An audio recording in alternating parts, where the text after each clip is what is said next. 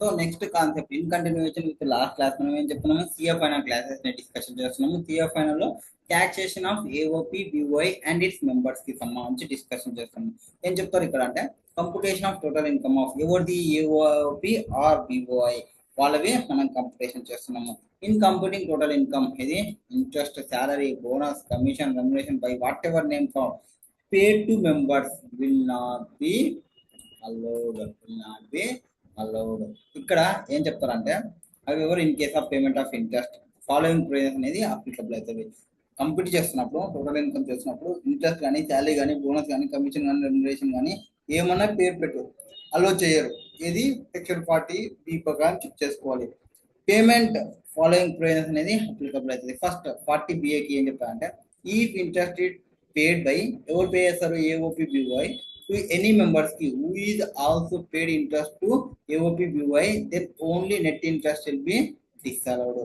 దీనికి వీడికి పే చేయాల్సి ఉంది, దీనికి ఏదో అమౌంట్ రావాలనేది దీనికి ఉంది, దాని నెట్ అమౌంట్ డిసాల్వ్ చేస్తాము. Next if individual is a member in representative capacity అంటే రిప్రజెంటేటివ్ కెపాసిటీ అంటే ఏమి ఫర్ ఎగ్జాంపుల్ హెచ్యుఎఫ్ ఉంది, హెచ్యుఎఫ్ లో ఒక మెయిన్ పర్సన్ జెడ్ అని ఉన్నాడు, ఇక్కడ ఏఓపి మెంబర్స్ లో ఎక్స్ వై ఉన్నాడు, ఇది హెచ్యుఎఫ్ ని తీసుకొని మెంబర్ గా దానికి రిప్రజెంటేటివ్ పర్సన్ జెడ్ యాడ్ అయినాడు, వీడు రిప్రజెంటేటివ్ కెపాసిటీలో వచ్చినాడు. So on behalf of for benefit of another person అంటే అనదర్ పర్సన్ ఎవరు ఇక్కడ హెచ్యుఎఫ్ కి సంబంధించి interest paid by AOP BOI to such individual in his personal capacity అంటే ఈయన యొక్క పర్సనల్ కెపాసిటీలో పే చేసి ఉంటే అది డిజాల్వ్ చేయము. However interest paid by AOP BOI such individual has representative member or interest paid by AOP BOI direct to beneficiary వీని కోసమే payment చేస్తే డిజాల్వ్ చేస్తారు.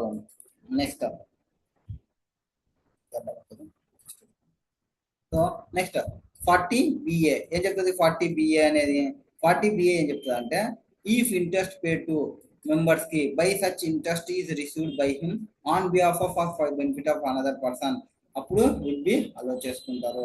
నెక్స్ట్ దాని తర్వాత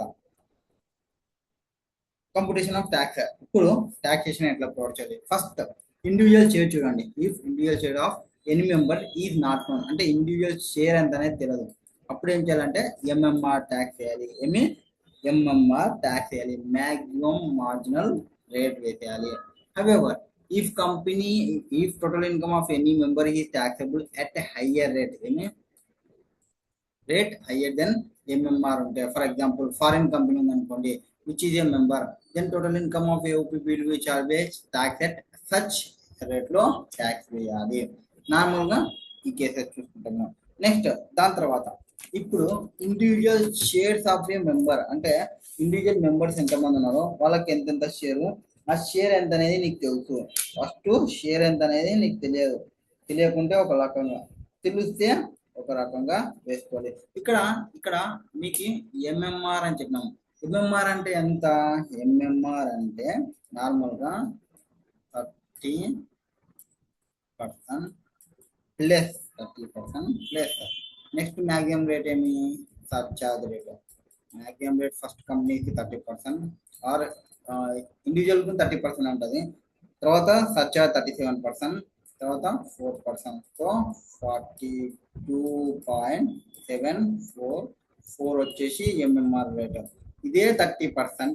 హయ్యర్ రేట్ ఎప్పుడైతే అది ఫారిన్ కంపెనీ మెంబర్ ఎవరైనా ఉన్నారో 35% అయిపోతుందని వాడు పైన చెప్పినాడు. ఓకేనా? ఓకే. ఒకవేళ వాళ్ళు 115 బిఎస్సిని చెక్ చేసుకుంటే 37 ప్లేస్ లో మనకి ఏమొస్తుంది? 25 వస్తుంది. ఎందుకు 25 వస్తుంది? అప్పుడు మనం ఇంట్రడక్షన్ చెప్పేటప్పుడు చెప్పినాము 25 ని మించి ఉండదు 115 బిఎస్సిని సెలెక్ట్ చేసుకుంటే అని చెప్పినాము. Next if individual share of a member is known నాకు తెలిస్తే total income of any member excluding is share from AOP BOI పక్కన తీసి పెడితే వాళ్ళ ఇన్కమ్ నీకు తెలిస్తే వాళ్ళ ఇన్కమ్ బేసిక్ ఎగ్జామ్షన్ లిమిట్ ని ఎక్సీడ్ అయిందా చెక్ చేసుకోవాలి. ఎస్ ఎక్సీడ్ అయింది. AOP BOP will pay tax at MMR.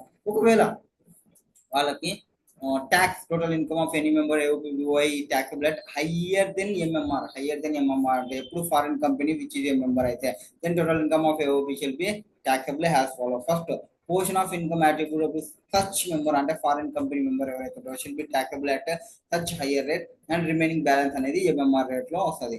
And తర్వాత no member has total income అంటే వేరే ఇన్కమ్ సేమ్ లేవు, excluding is the share from AOP BOI exceeding basic exemption limit. అప్పుడు ఈ AOP BOI వాళ్ళు 115 PAC ని are optional provision ని tax normal tax provision ని ఏదో ఒకటి సెలెక్ట్ చేసుకోవచ్చు.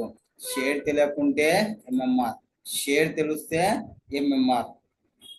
షేర్ తెలిసి వాళ్ళ బేసిక్ ఎగ్జామ్షన్ లిమిట్ కి ఎక్కువ ఉండాలి, షేర్ తెలిసి వాళ్ళ అమౌంట్ అనేది బేసిక్ ఎగ్జామ్షన్ లిమిట్ కి తక్కువ ఉంటే వాళ్ళు 115 BACని కాదు ఆప్షనల్ ట్యాక్స్ ప్రొవిజన్ కానీ తెలుసుకోవచ్చు, నార్మల్ ప్రొవిజన్ లో చేసుకోవచ్చు.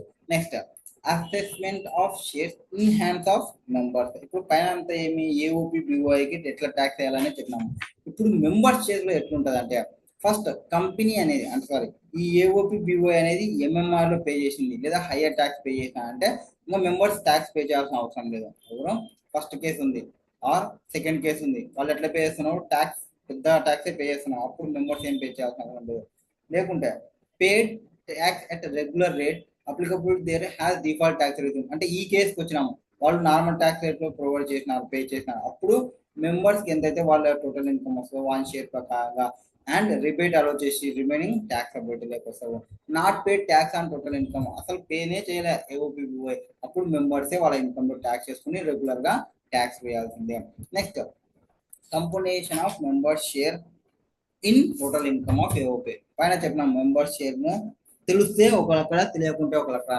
ఇప్పుడు మెంబర్స్ యొక్క షేర్ ని తెలుసుకోవాలంటే ఎట్లా కంప్యూటేషన్ ఎట్లా చేయాలి అంటే ఫస్ట్ ఎనీ ఇంట్రెస్ట్ కానీ శాలరీ కానీ బోనస్ కానీ కమిషన్ కానీ రెమ్యునరేషన్ కానీ paid to member during the previous year will be deducted from total income of AOP BOI. Balance will be apportioned among the members in proportion their respective shares. First ఇవన్నీ పక్కన తీసేసి remaining income for example ఒక 3 lakhs అనుకోండి, ఈ 3 lakhs ని వాళ్ళ shares ప్రకారంగా అపోర్షన్మెంట్ చేయాలి. If above allocated amount is profit, interest, salary etc will be added to allocated profit and aggregate will be member share in AOP BOI. If above allocated amount is loss, అది profit loss, ఈ allocate చేసిన amount profit loss check చేసుకోవాలి.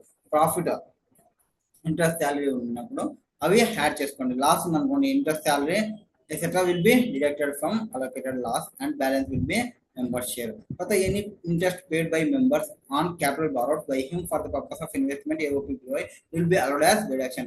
వాడు ఇచ్చినాడు genuine కేసులో ఇచ్చినాడు ఆ amount business purpose కోసం ఇచ్చేసినాడు, అప్పుడు డిడక్షన్ అనేది అలౌ చేస్తారు.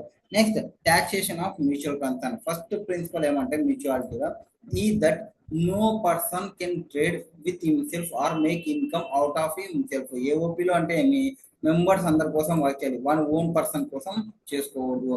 Next all contributors to common fund must be entitled to participate in surplus and all participants surplus must be contributed to common funds.